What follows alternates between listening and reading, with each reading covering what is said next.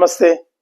ఒక 3 నెలల క్రితం అమెరికా అధ్యక్షుడు ట్రంప్ ఏదో మాట్లాడుతూ అప్పటికి అంటే భారత అమెరికా సంబంధాలు బెడిసి కొడుతున్నాయి ఇంకా.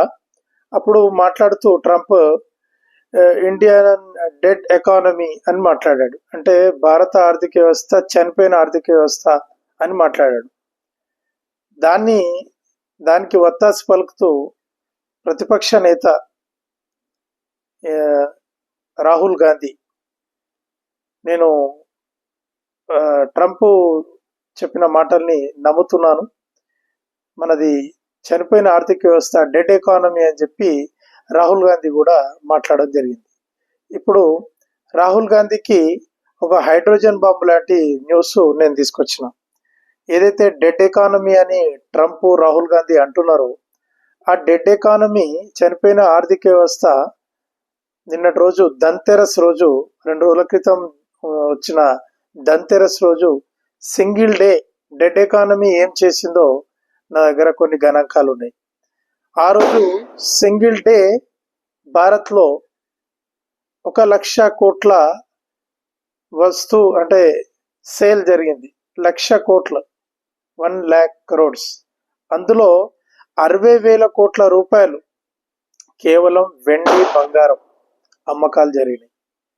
60,000 కోట్ల వెండి బంగారు కొనుగోళ్లు జరిగాయి. మళ్ళీ 15 కోట్లు కేవలం చిన్న చిన్న వస్తువులు అంటే పాత్రలు, గిన్నెలు, గ్లాసులు, ప్లేట్లు లేదా ఇంట్లో అవసరమైన వస్తువులు ఏవైతే నిత్యావసరం సామాగ్రి ఏదైతే ఉంటుందో వాటి కొనుగోళ్లే అమ్మకాలే 15,000 కోట్లు జరిగింది.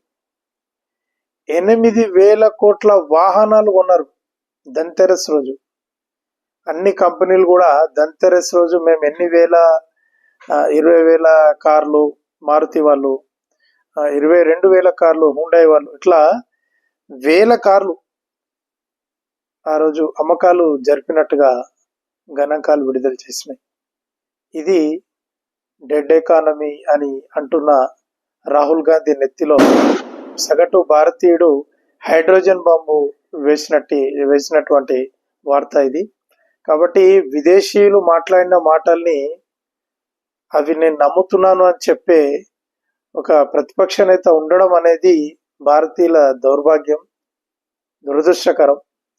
అటువంటి రాజకీయ పార్టీలో కొనసాగుతున్న వాళ్ళు కూడా ఆలోచన చేయాలి. విదేశీ శక్తులకు వంత పాడే నాయకునికి మీరు సిగ్గు లేకుండా ఏ విధంగా జై కొడుతున్నారు ఆలోచించండి. మనసు మార్చుకొని మీరు కూడా దేశం కోసం బ్రతకడం ప్రారంభించండి. నా వీడియో మీకు నచ్చినట్లయితే లైక్ చేయండి, షేర్ చేయండి, నా ఛానల్ సబ్స్క్రైబ్ చేసుకోండి. జై హింద్.